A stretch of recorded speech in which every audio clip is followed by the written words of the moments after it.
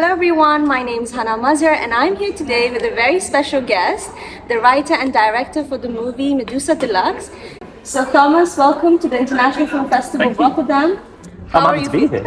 It's nice. How are you feeling today? No, I'm good. I'm happy to be here. Thank you for your time. We have a lot to talk about, and before we begin, I would like for you to take us through the beginning, through the journey. How did you get into filmmaking? I mean, I don't know, probably like everyone else, I like film. Art was kind of like my first passion. Mm-hmm. Like I love contemporary art and kind of like sculpture and video in particular. Mm-hmm. And I guess I started to see films that people had, made on low budgets, like Slacker in way back in the 90s. I knew he made it like a mad amount of money, and then Katlin Varga, those sort of films. I suddenly realised it was more possible than I thought before, and yeah, it's obviously it's become even more like there's a lot of films now made on my phone, whatever. Tangerine was a big one for me, and I suddenly looked at them and thought, that's the stories I want to be telling, that's what I'm interested in, and it's felt more possible than I probably thought it had before.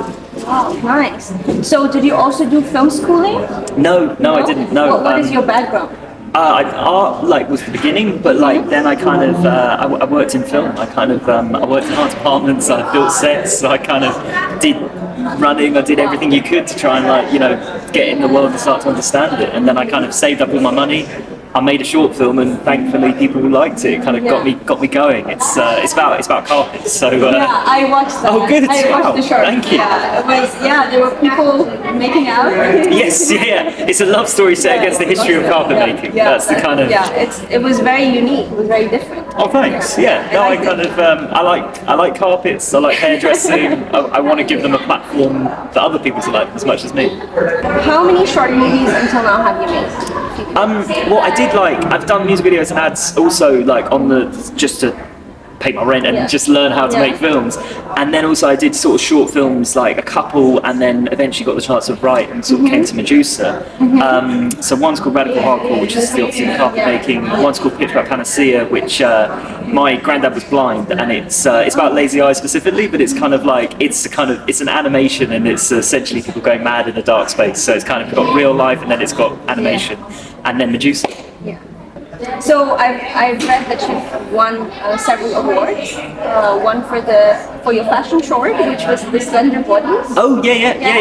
And you were also given the Screen Star of Tomorrow in 2021. Yes. Yeah. So how was that like? Did you anticipate it? No. You're thankful. You're thankful for all of it. You don't wake up thinking you're going to make a film or make a short film. So each step of the way, you're kind of like, you need those things. They're kind of important to kind of get you places. Like the Screen Stars at the BFI, that led to the funding for the short film. Then Screen Stars of Tomorrow, that kind of was another thing which kind of led to Medusa almost. But all those things are just they give you the platform you need. Also other filmmakers, when I made my first short, Cleo Barnard, I don't know her, never met her, but she really kindly wrote to me out of the blue, said how much she loved it, and obviously passed it around a few people, I think, and those things they're vital. You really need the lifeblood of, it's a difficult industry. Yeah, I'm really appreciative for everyone who's championed what I've done along the way, and I mean, there's a lot of people. It's weird, because in award ceremonies, someone gets up and thanks everyone, everyone's like, for God's sake, stop thanking everyone. At the same time, you're like, it really takes an army to get anywhere, and so you need to thank people. There's no other way you wouldn't be anything without these people. This is a very intriguing. I'm very interested to know. Do you have a special place that you go to write your script? Yes, I do. Yeah. And as in, writing's it's quite an important. Obviously, it's an important part of the process. I'm not the director who goes in and improvs everything. There's a script, and I want to work to the script, and kind of, you spend a lot of time writing it. It's enjoyable, and I think that kind of. I spend a lot of time. I write in the library. There's the British Library in London, which is pretty much my favourite building in the world, and so I spend a weird amount of time in the library writing. But also I kind of research is a big part. So it's I've read pretty much every book in English on hairdressing, but also I've been around hundreds of hairdressers, just talking and just taking notes, and if they're kind enough to give me their time, I'm not an expert. Well, I suppose I am now, but I wasn't at the beginning. And I've always loved hairdressing. I had an interest, but I wanted to go deep. I wanted to, I want the film to be a love letter in a sense to the industry, and to have some sort of knowledge base in there that someone can come out and be like, wow, didn't know that. Yeah. Like it's part of the film. I don't think there's any movie that's come out which is a murder mystery, and that it is coupled with this competitive hairdressing competition where even the introduction for all the characters, like the cast, it's like so quick. It's like one shot.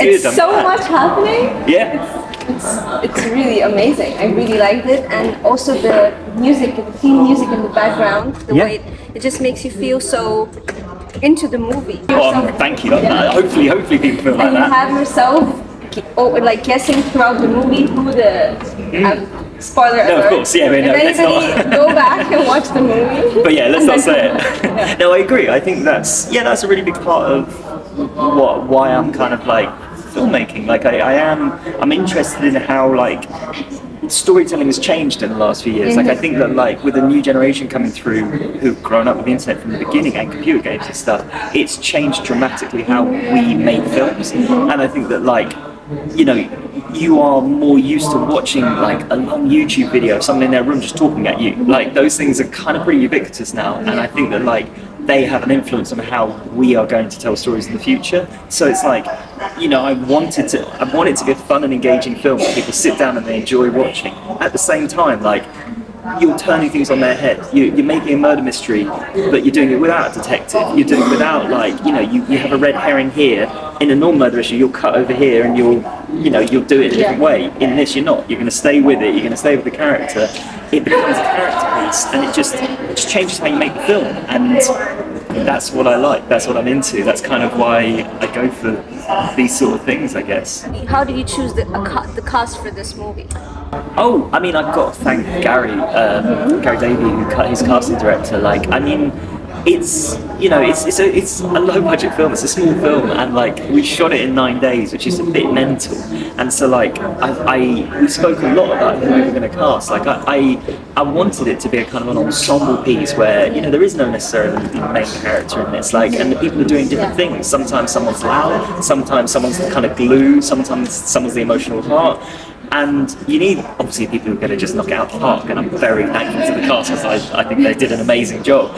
At the same time, you need like people who have a level of like belief in the project, actually, who will kind of give themselves, because it's not like you're in for a day and you're gone. You're there for a block of time, and you've got to kind of believe in it in the way that like a theatre piece would. Like, you need people who are kind of going to hit the exact mark, like not just there or thereabouts. Like, it really needs to be the kind of process, because you've all rehearsed it like a dance. And luckily we had people, all of them have a theatre background, which I think is important, and like not to acting in general, but I think to this film it's important.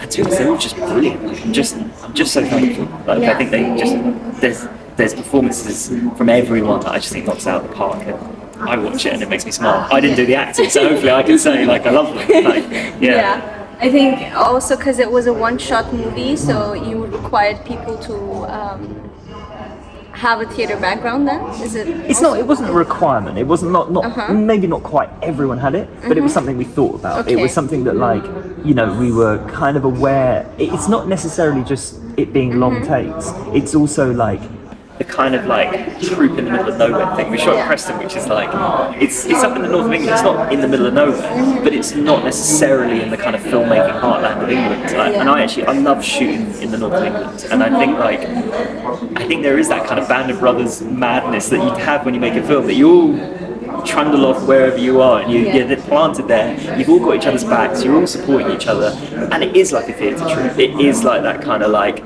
you're touring your play around wherever you're touring it, and I like that side of filmmaking. Like, that's something that I relate. You know, I like a collegiate mentality. It excites me, I guess, and I write with that in mind, and then I cast with that in mind, and then I make with that in mind. So yeah. What about IFFR?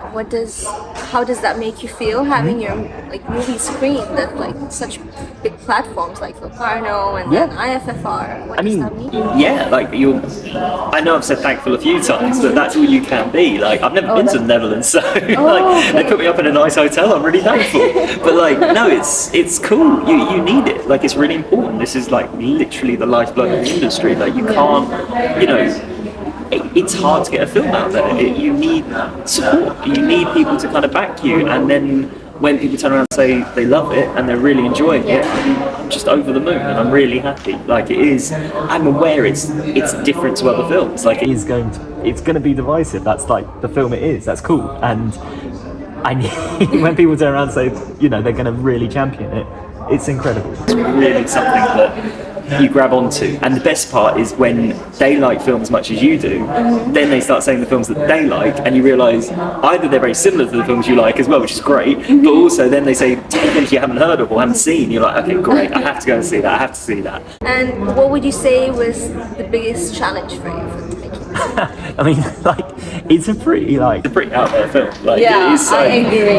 I have recommended this to everybody. Oh, brilliant. Yeah, Thank everybody you. that I know, yeah. I do appreciate it. Yeah, it's a sort of film. We need like people to sort of show the love, and I'm very thankful. It's like, yeah, it's kind of it's pretty out there. Like, it's difficult to say a single thing that was, because it was all pretty hard. So like, you know, you're shooting in lockdown, that's hard. 9 days is hard. There's a baby in the film, that's flipping hard. Like, you know, there's some pretty nuts stuff in there. But like, the thing is, I think like if you're making something and you want to be pushing the limit in some way, going to the edge, like, I think you want people to turn around and say it's impossible, and if they don't, you're kind of doing something wrong. Like, you need it. Like, I'm not like a megalomaniac. Like, I'm not trying to do things and kill everyone, but I'm interested in like pushing at some sort of limit. I want to develop filmmaking and storytelling, which I realise not everyone's going to go for, but like, that's what I'm in it for. And I like comedy. I like kind of, you know, heightened comedy a lot, like that's what the film is, and I want to use that as a conduit to kind of push the form. And what would you say was the biggest difference for you between like making a short movie, like short films, and like obviously a big screen? Yeah, to be honest, it's weird. The difference wasn't between the short film and the film. The difference was between the stuff in between. Like you know, I tried to take every opportunity I could to like film cars here, film like location-based stuff here. And when I was doing that, I was learning like how your thought process goes and how you're going to put that into a film. And the weirdest thing was, I kind of did it automatically on the first short, and I actually came back to that when I got to the film. Like, I pared things down a little bit. I started to just function in a slightly different way. I didn't location hop. You know, there are some directors there's people who come from animation who storyboard the whole film and they're shooting storyboards, and I think that's kind of unbelievable. Like, to have that level of skill. There's people who will make it up on the day, and again, that's kind of incredible, like how you can just, it's quite a lot of pressure filming, and how you can just beat the nerves and suddenly go, oh, and make it all up. It's incredible. I'm in the middle, like, I'm well planned, but I obviously will tear it up if it's not quite working, and so it's like, understanding that's what sort of filmmaker you are, and then playing to your strengths almost, that's the kind of, that was what I learned, and that was kind of the biggest change. I did it naturally at the beginning, and then I had to understand it by the time I was actually doing it on film, because you know, once you're making a film, there's a lot of people there. You really need to know what you're doing. Like, you're not, you know, I guess the playtime's over in a sense, but you still need playtime, because otherwise you don't make anything fun. But, yeah. What advice would you want to give to young filmmakers like me, or Yeah. anybody in the creative industry who's interested in this? To be honest, there's a lot.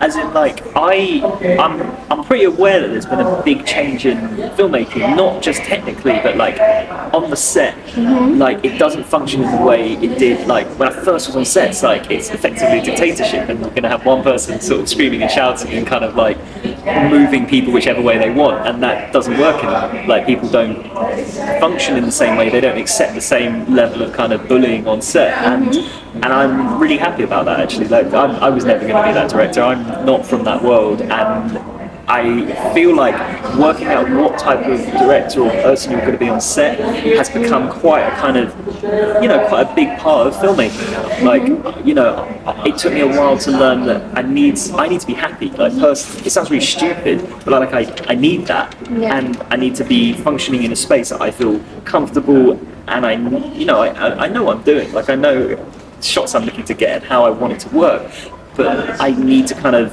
either myself or in the prep make sure there's a level of comfort for me and the actors and everyone. And I think that's important. I think all sort of aspiring filmmakers, that's actually the biggest shift you have from like shooting a film on your phone, shooting a film with your friends, suddenly shooting a film with a crew, suddenly shooting a film with like a big crew, like you do have a change, and it is something that doesn't get spoken about much. I think it was just like, yeah, just experience and having a chance to think through how you want a set to function. It's quite important. It's a pretty like lonely place sometimes being a filmmaker, and you need to having that kind of mentality to give and to receive is important, I think. Since you need to be leaving, just the last question. What do you have? Any future plans, or Yeah, what I'm writing my next film at the moment, so I'm kind of like great. fingers crossed I can go and make another, and I'm just building up to that. I'm kind of Like, it's about economics, so I'm kind of coming like I've been doing a lot of research into economics for the last few years, and that's what I'm doing. You cannot give us a teaser. I can't. Of course, yes. I understand. Yeah. It's still coming together. I need a bit of time to finish it. Yeah. All right. When do you anticipate it will come out, though? I mean, if I can film in the next year or so, I'll be over the moon. But filmmaking's hard. Like, I need people to say yes. I need people to give money, and there's a lot of other deserving directors out there. So it's if it happens, great. I can't control them. I better head down. I'm Okay. getting It called. was really Thank nice you so having much. you. Yeah, and thank you so much for liking the film. It's